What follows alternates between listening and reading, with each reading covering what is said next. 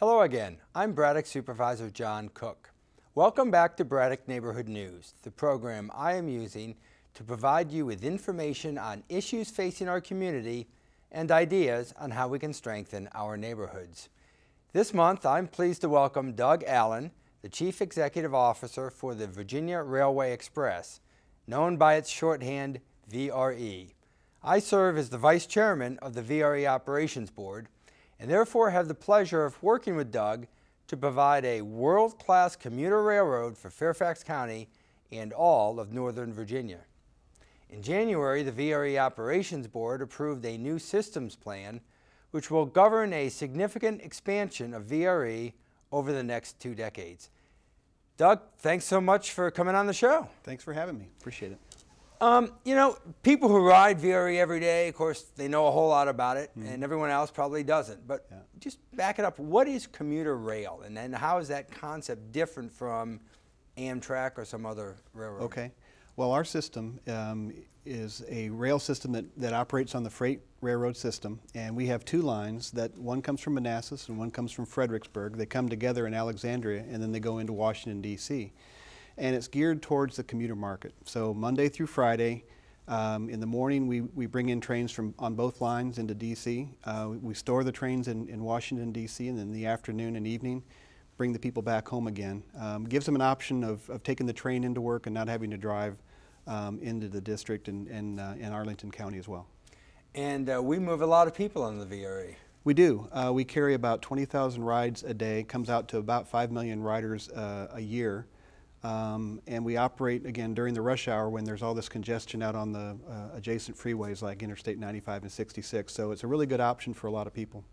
And that 20,000 riders it's about 5,000 people on each line. Yes. 5,000 going in the morning, the same 5 coming back, and then the same in the second line. That's right. So it's 5,000 cars off of each of those 2 major ways into the district. Right, and during the rush hour, which is the real key, because that's when you really want to add that extra capacity to those corridors, and that's exactly what we do. In fact, we sometimes say we are saving, what is it, almost a lane of interstate by having the railroad. That's right. If you converted that to a traffic lane, we carry about a lane or a lane and a half worth of traffic, and for the price that it costs us to deliver that service, it's a pretty cost-effective way for the region to deliver that kind of capacity to the highway system. And one reason why we're able to do it very economically is because we didn't have to lay new tracks. We're using the freight tracks that have been there for a long, long time. Right. That's a real advantage that we have. We have really good working relationships with what we call our host railroads. We've got 3 contracts with those railroads. The Manassas line is owned by the Norfolk Southern Railroad, private railroad company. The Fredericksburg line is owned by the CSX Railroad, private railroad company. And then the last mile or so going into Union Station is owned by Amtrak. And so it's a good working relationship with all 3 of those railroads, and then we provide the equipment to operate on their train system. And commuter trains are different from subway or metro cars here, in that they're designed for a longer ride, so they're really comfortable. They are. They're really comfortable. They have restrooms. We have a big locomotive that produces the power, and we have anywhere between 6 and 8 rail cars that are double-deckers. So there's an upstairs on our rail cars that we bring in the morning and then again in the afternoon. So it's a real comfortable ride.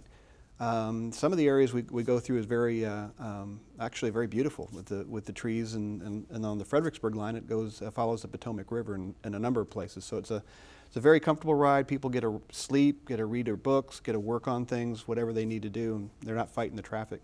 Right, and we try to make it so everyone gets to sit down. Again, unlike a metro where the cars are designed for standards, this is really to sit. That is a big difference, because the trips are long, and they're designed to have enough seats, and that's what our issue is now, that we need to add more capacity, add more rail cars, add more trains, because we are starting to see more and more people having to stand, and we don't want to have to do that. We want to provide enough capacity so they don't have to stand.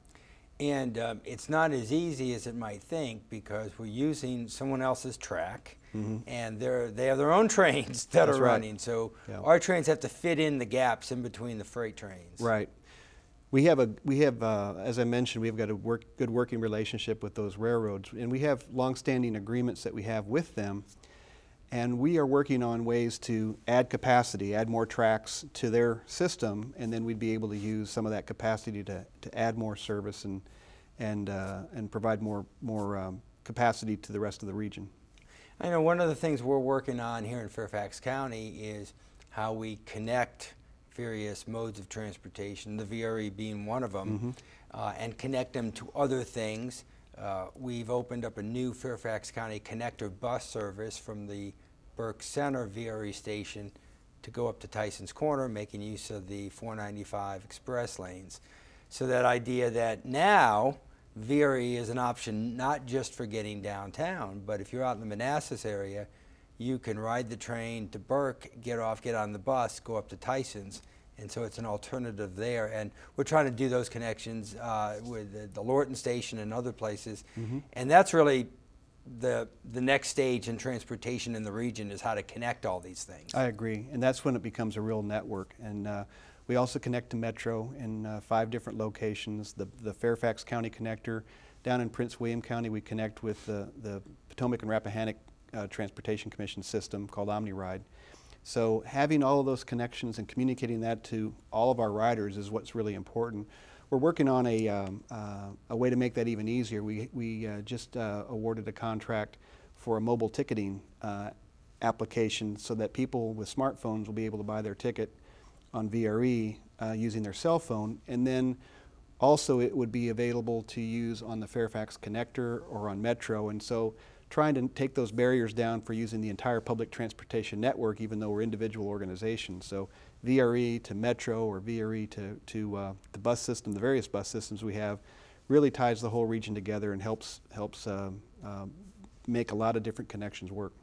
And I know that's one of the things we talk about on the Northern Virginia Transportation Commission, which is a co-owner of VRE, and I serve on it. And to get to the point where in one place, and hopefully on your smartphone and in other places as well, you can find out, not only can you buy tickets, but find out all the various connections. You can basically say, I'm here, I want to get to there, and don't just make me go system by system. You, computer, do the connections, and it will all happen. Right.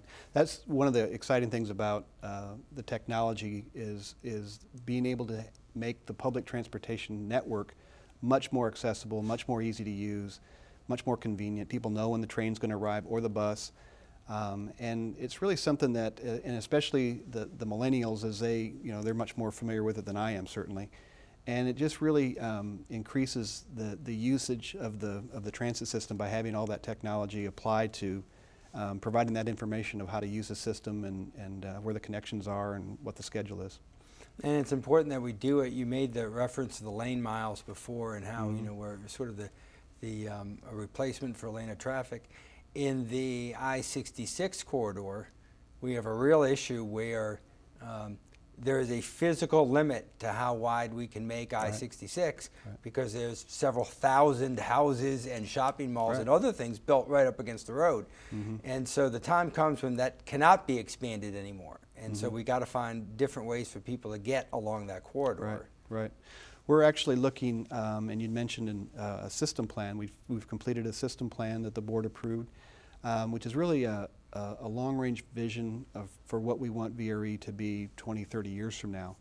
And we need to do that now so that we can start the process of implementing different things along the way to get to that ultimate vision. And one of the things that is in the plan is an extension of the Manassas line out to the Gainesville and Haymarket area, which directly parallels Interstate 66. And so that helps with the 66 issue in that we can provide an option for people to get on another VRE extension and go into the district and into Arlington County that way and not have to take the I-66 corridor. So it gets to the point of all of it working together as a network. And you mentioned the systems plan. We can talk a little bit more about that. Another thing that we've talked about is starting to run trains back. So in the midday, you can get back out of the district, back into Virginia, and even weekend traffic, so that it truly becomes sort of a two-way, 7-day-a-week operation. The agreements that I talked about before of adding capacity, that's the next step in accomplishing that, is adding capacity to the freight railroad networks, is because they're a private railroad. They make money by moving freight, and they want to continue to make money, and we want them to continue to make money. So by adding capacity, that allows them to meet their need, and hopefully gives us the opportunity to run more trains, to run that midday service so that people can go both directions, and perhaps start looking into other services like that, to make connections to, like from Burke Center up to the university, to George Mason University, for instance, during you know, the students going out there in the morning, being able to accomplish that. That's right, and maybe we can sort of walk through the systems plan in stages. The first step we've looked at is, of course, what can we do the quickest and the least expensive. So we're talking about longer trains. Of course, we have a limit on how long they can get, but that's a good first step because it doesn't require an extra place in the schedule. Right. We've got the ability to run a certain number of trains, and so you're right. We want to increase the length of the trains that we have now, add parking at some of our stations, not all of them. Burke Center, for instance, has got plenty of parking.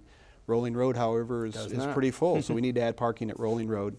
And we've calculated that with some improvements down at Union Station, we can add about another 14 cars to our system that we can park at Union Station. And we want to park them there so we don't use up whatever remaining trips that we've earned with the railroad, so that we can run more service on using those trips.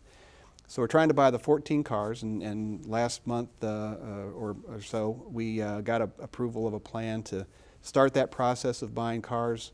It takes about 2-3 years for them to get here. We'll add them to some existing trains. We'll add some parking and lengthen some platforms, and that's our next phase of expansion.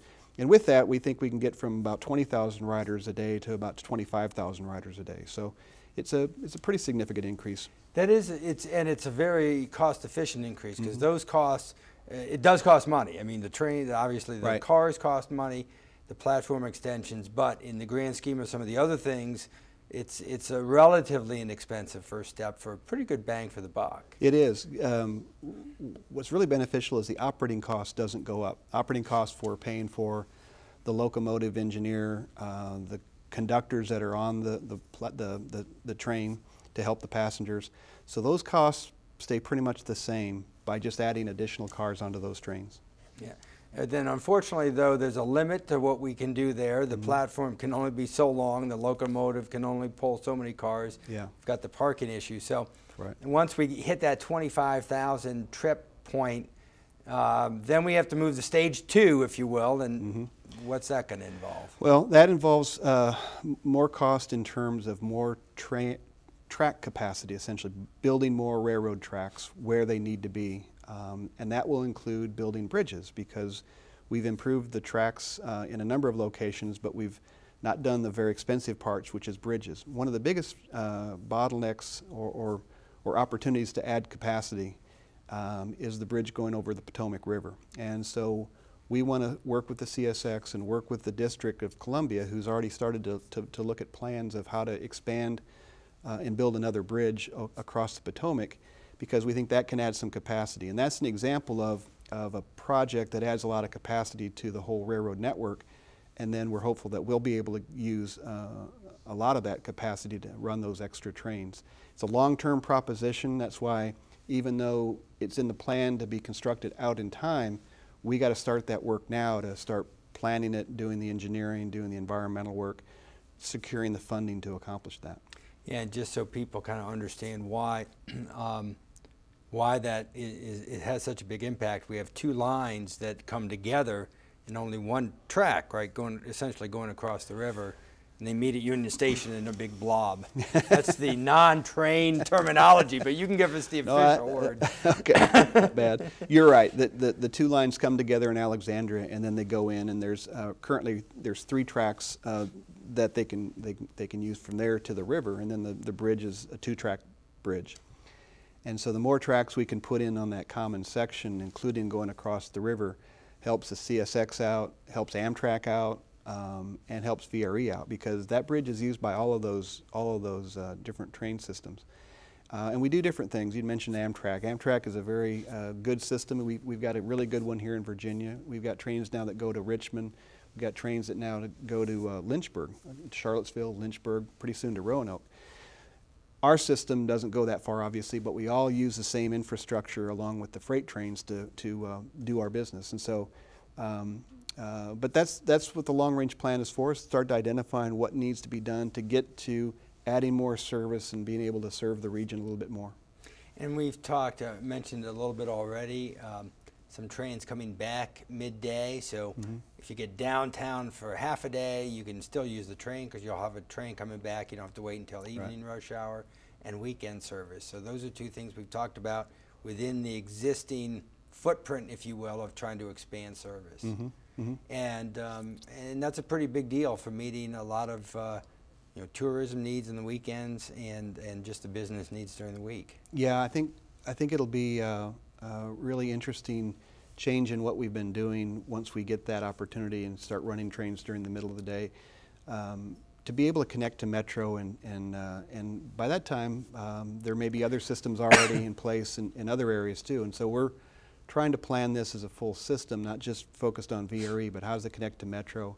How does it connect to streetcar projects that are being talked about in Arlington and Alexandria? And how do, again, we connect it all to as one network, and so people can see how they can use the whole system to get where they want to go.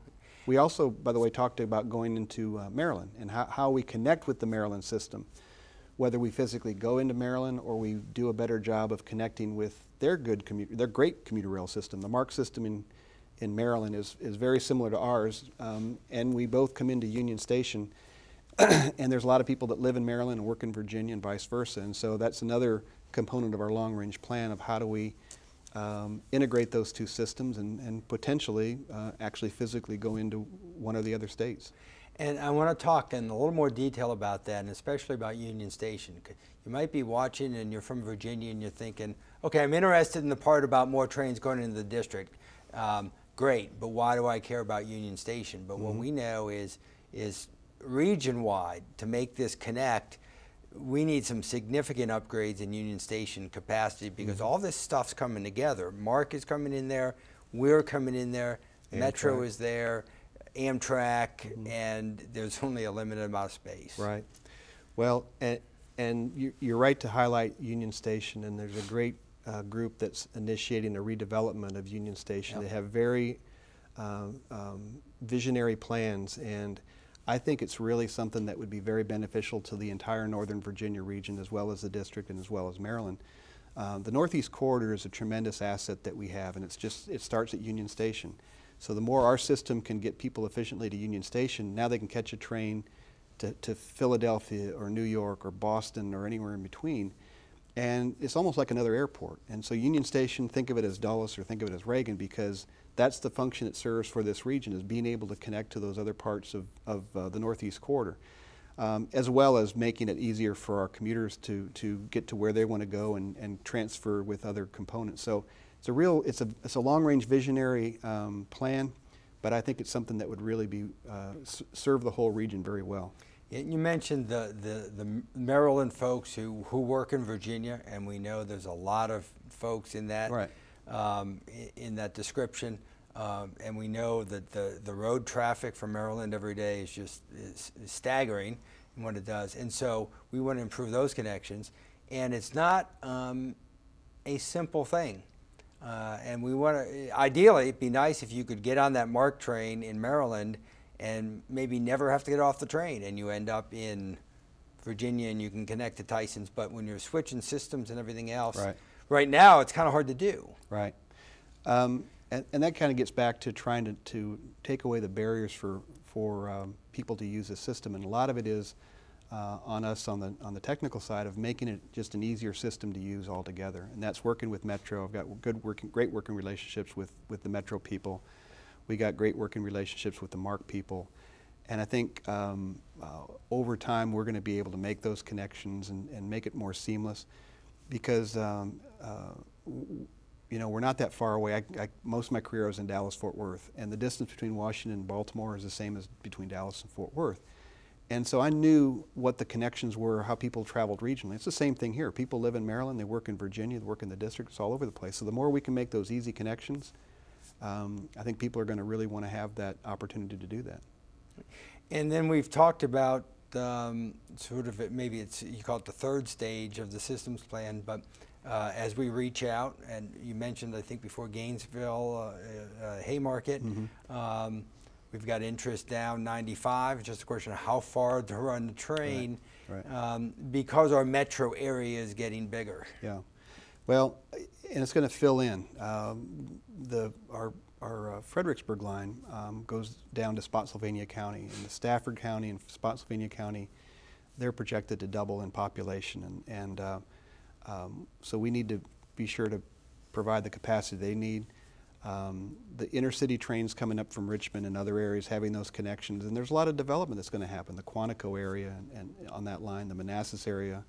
So it's a high growth area, and what we're looking at is what can VRE do to help serve those markets and be part of the regional transportation system. Really help out all different parts of the transportation system.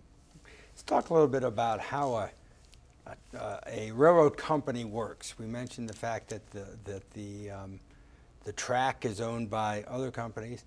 We use contractors, and we have to order trains. Of course, we've got to maintain them. One of the things we've been talking about is what kind of maintenance do we want to use. It's a little more complicated than when you take your car in for 6-month servicing. When you're doing a train, it's kind of a big deal.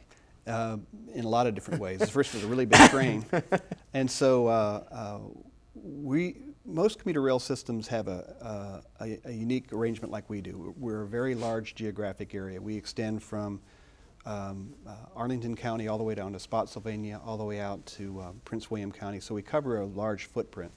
So we're actually owned by 2 transportation commissions: the Northern Virginia Transportation Commission that you sit on, and then Prince William County south to Spotsylvania is the Potomac and Rappahannock Transportation Commission. They created VRE. They decided 25 years ago this would be a really good thing to have. They created VRE. So we are a governmental agency. We're owned by those 2 commissions, and we have a small staff. We have 35 people who are actually on the staff for VRE.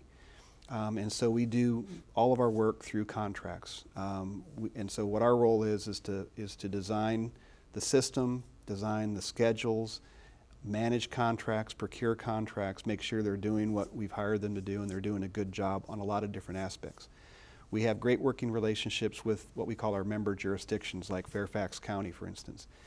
So the stations typically are paid for by the local jurisdictions. The parking is typically paid for by the local jurisdictions. So we work really closely with them to plan those expansions with those folks. Each of the stations are maintained by a contract that we have for the most part. There's some that aren't quite that way, but we maintain them with a contract.